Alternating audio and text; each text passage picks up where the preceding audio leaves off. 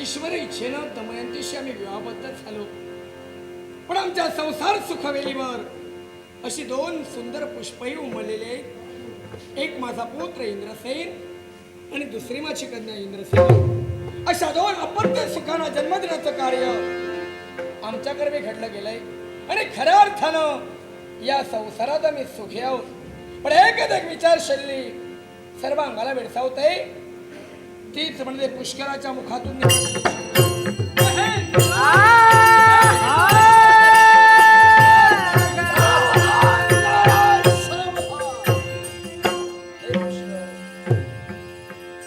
बोला फुलाला गाठ म्हणतात ते काही खोटं नाही. ही कशी?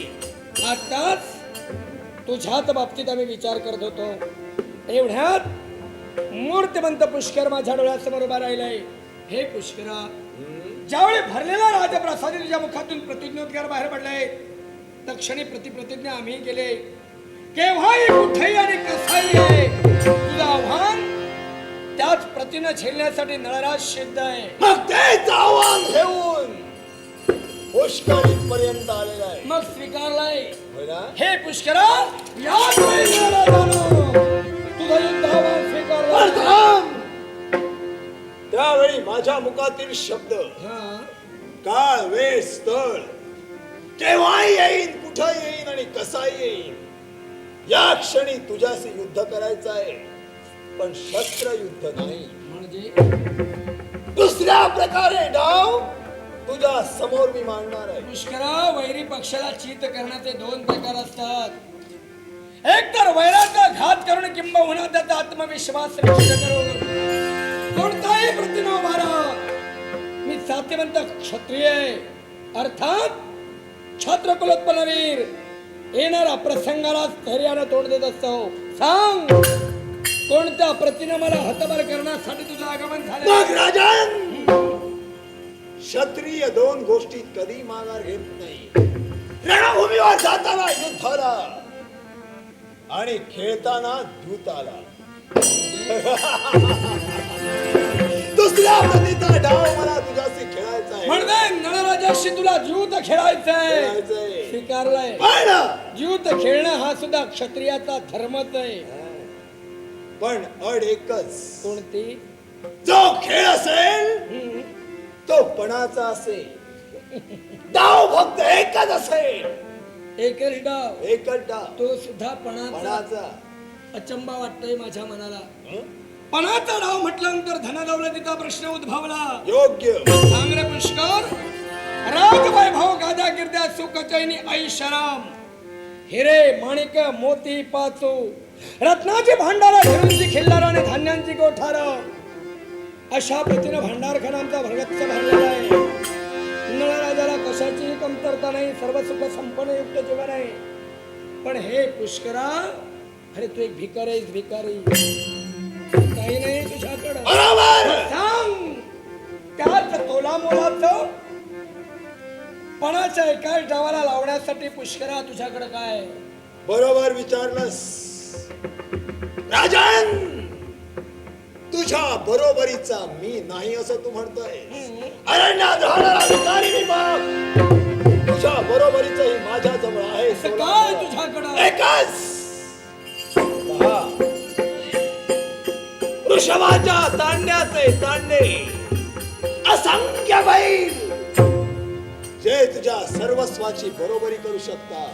पुष्कर, हे अगणित वृषभ, हे असंख्य बैल, हा बैलांचा तांडा पुष्करा तुझ्या मालकीचे. मी त्याचा मालक आहे. अगदी माझ्या धनाच्या तोलामोलीचा हा वृषभाचा तांडा आहे. यांचा अधिकारी तू आहेस आणि पणाच्या एकाच डावात हे सारे बैल, हे सारे वृषभ तू लावणार आहेस. मग चल, विलंब नकोय. पणानं डाव खेळायचा आहे, पण तो एकच डाव खेळायचा आहे.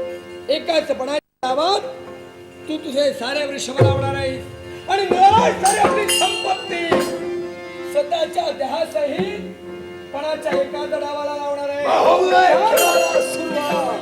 मलाही पाहायचं आहे.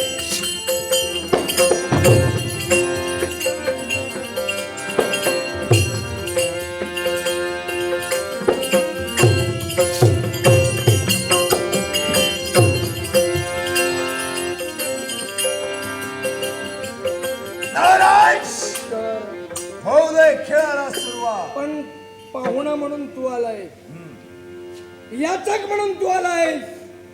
याचकाची इच्छा पूर्ण करणं हा माझ्यासारख्या राजकर्त्याचा धर्म आहे. पणानं डाव खेळणार आहे. पहिला डाव तुझा होऊ द्या. नैषधीची सारी संपत्ती मी पणाला लावणार आहे. तुझे सारे वृषभ म्हणजे हा बैलांचा तांडा तुझ्या पणाच्या डावाला लावणार आहे. चाल डाव टाकायला सुरुवात कर. राजन, हा खेळाला सुरुवात होते आहे. पण थांब. हा,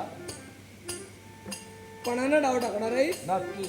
सोंगट्या हाती घेतलेले आहे. हो. डाव कसा टाकणार आहे? किती घेणार आहे? 7 आणि 5 12. राजा 7 आणि 5 12. 7 5 12 घेणार आहे. आत्मविश्वास माझा आहे. माझे 12च पडणार आहे. 5 5 12. घेतले 12. टाकले 12. पडले 12.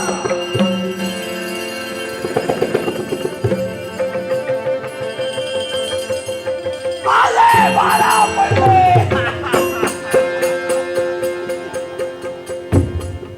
राजन, हा डाव माझा झाला. एका डावात हे असंख्य वृषभ लाविले. 7 आणि 5 12 घेतलेस. डाव टाकण्याचं कार्य केलेस. अगदी तंतोतंत 7 आणि 5 12 पडलेले. या क्षणी तरी तू विजयी ठरलेला आहेस. पण अजून माझा डाव शिल्लक आहे. मग मी डाव टाकल्यानंतर तो डाव जर माझ्यासारखा पडला तर इथेही तू फसलाय.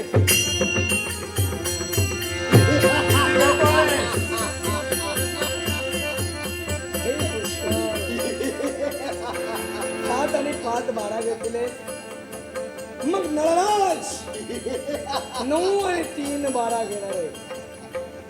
नैषधीची सारी संपत्ती स्वतःच्या देहासहित आज पणाच्या एकाच डावाला लावतोय. माझ्या दुर्दैवानं तुझ्या सुदैवानं जर का तू जिंकलास तर माझ्या सहित सारी संपत्ती तुझ्या मालकीची झाली. 9 आणि 3 12. घेतले 9 आणि 3 12.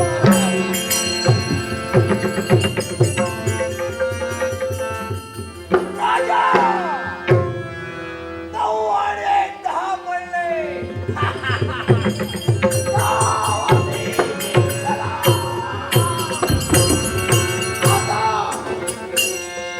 तुझ्या सहित हे नैषधपूरचा ढोबळे राज्य माझ्या मालकीचं झालं. तुझ्यावर अधिकार माझा. या राज्यात असणाऱ्या प्रत्येक चीज वस्तूवर अधिकार. नळराजानं 9 आणि 3 12 घेतले. सोंगट्या टाकल्या.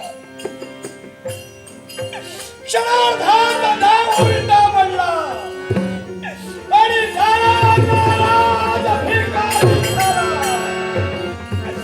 नैषधीची सारी संपत्ती आज तुझ्या मालकीची झाली. नाही तुझा जन्माचा दास झालाय.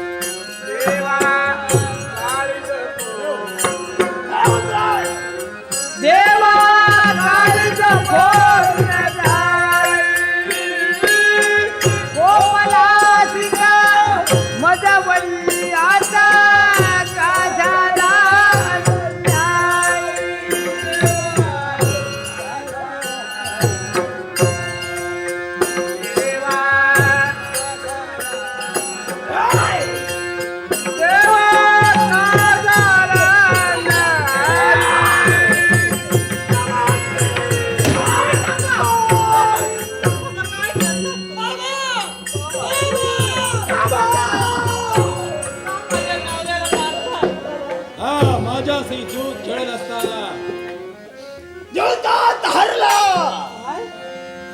हे संपूर्ण राज्य माझ्या मालकीचे झाले. म्हणजे माझ्या सौभाग्याच्या धनाने आपला अपराध केलाय का? नाही. सांगा, दूध खेळण्यासाठी आपण त्याला भाग पाडलेला.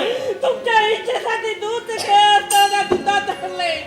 अरे आज हे राज्य पण अधिकार सगळ्यावर तुमचा आहे. युद्ध खेळताना कोण होता? अर्थात पुष्कर. माझ्या पत्नीचा झालेला गैरसमज मला दूर करायचा. लवकर कर. अरे पती आणि पत्नी हे एकमेकाच्या सुखदुःखात समान आहेत. अर्ध्या अर्ध्या वाटेकरी आहेत. अर्थात राजाला जो पणाचा डाव खेळण्याचं कार्य केलंय. मला सांगा, दमयंती, क्षमा कर ग मला. दमयंती शब्द तुमच्या मुखातून बाहेर पडतात.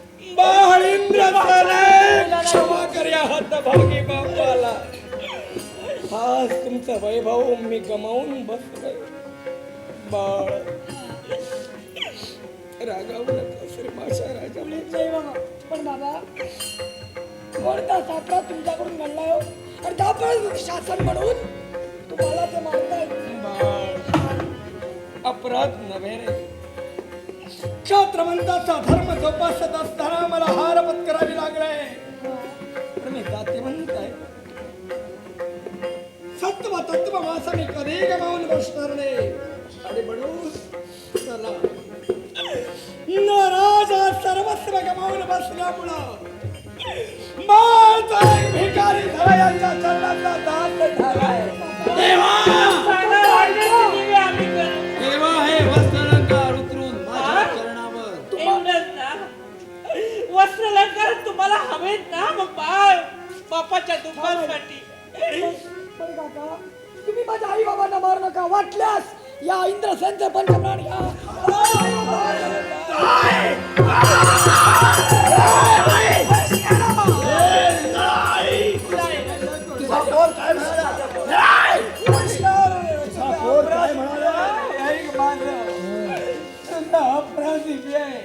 बापावर असलेल्या प्रेमापोटी माझ्या मुखलाच्या मुखातून आम्ही महाराज शब्द बाहेर काय सत्य करायचं आहे कारण ते जाते म्हणतात रक्त रे जाते म्हणतात रक्त तो काय म्हणाला काका वेळ प्रसंगी माझ्या आई बापांना मारू नका पण माझा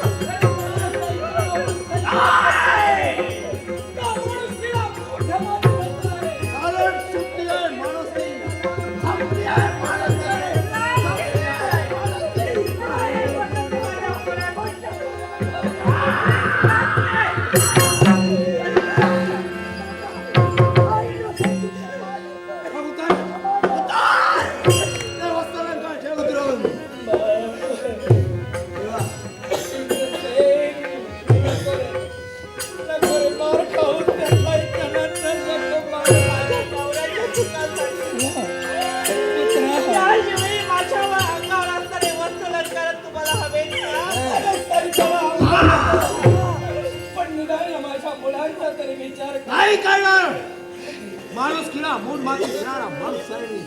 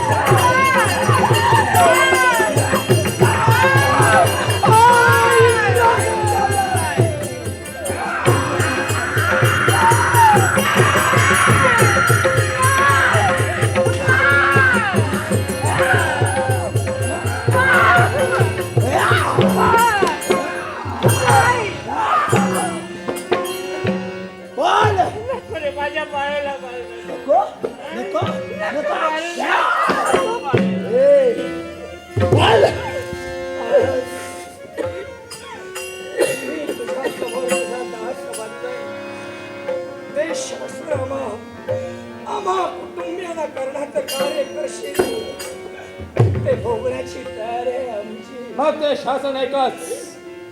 या क्षणापासून तुम्ही सर्व हद्दपार. या वैशाखपुरात राहण्याचा अधिकार तुम्हा ऐकायलाही नाही. नळराज तत्ववेत्ता आहे, धर्मनिष्ठ आहे, तो कर्तव्य भ्रष्ट नव्हे. अर्थात बाळ इंद्रसेन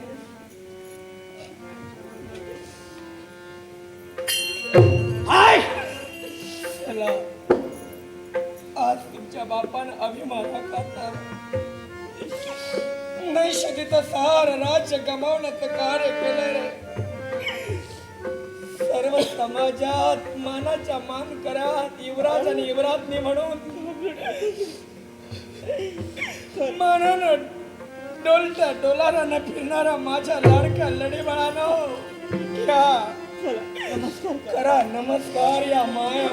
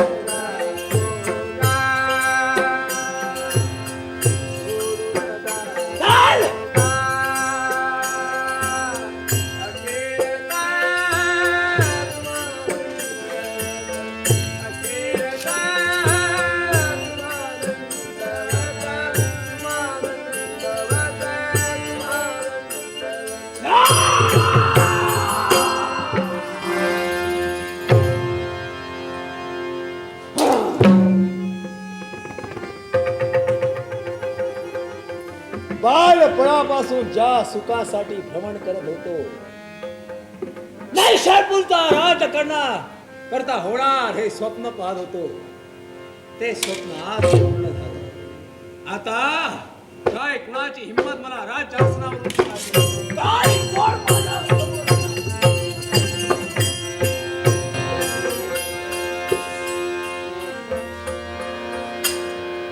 दैवगती ते तुटले तारे, दैवगती ते तुटले तारे, हिरले उलटे वारे, हिरले उलटे वारे, हिरले उलटे वारे, उलटे वारे. दैवाच्या गहन गती न चुकती माणूस जाती म्हणतात ते खोट नव्हे ग. आज्याकडे कंटकात काटेरी कुंपणात राना वनात वनमन भटकण्याचा दुर्धर प्रसंग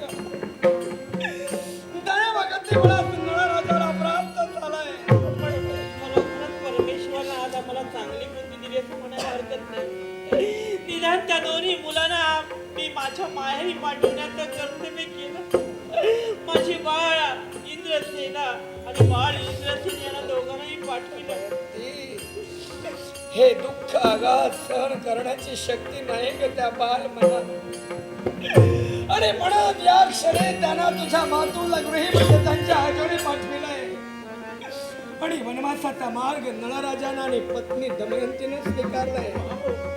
फार भूक लागली हो. जठराग्नी तप्त झालाय. व्याकुळ झालंय. क्षुधाला आणि तृषेला सारा देह व्याकुळ झालाय. काय करायचं? पाहिलंच का ग? काय झालं? समजूत आल्या दिवसापासून नळराजानं ते पुण्य केलंय ते कुठं तरी फळाला आलं. पहा या क्षणी समोर हे भलं मोठं तलाव दिसतंय आणि त्या तलावात असंख्य जलचर आहेत. मग पहा हो. दमयंती, ते जलचर आपल्याला जर मिळाले असतील तर निदान भुके तरी शांत होईल. पहा तरी हे प्रयत्न. मासे जर आपल्याला मिळाले असतील ना, एक वेळ आपला जठराग निक्षात होईल. पहा मी माझे ओंडे पुढं करेन. त्या असंख्य जलचर पकडण्याचं कार्य नळराज करेल.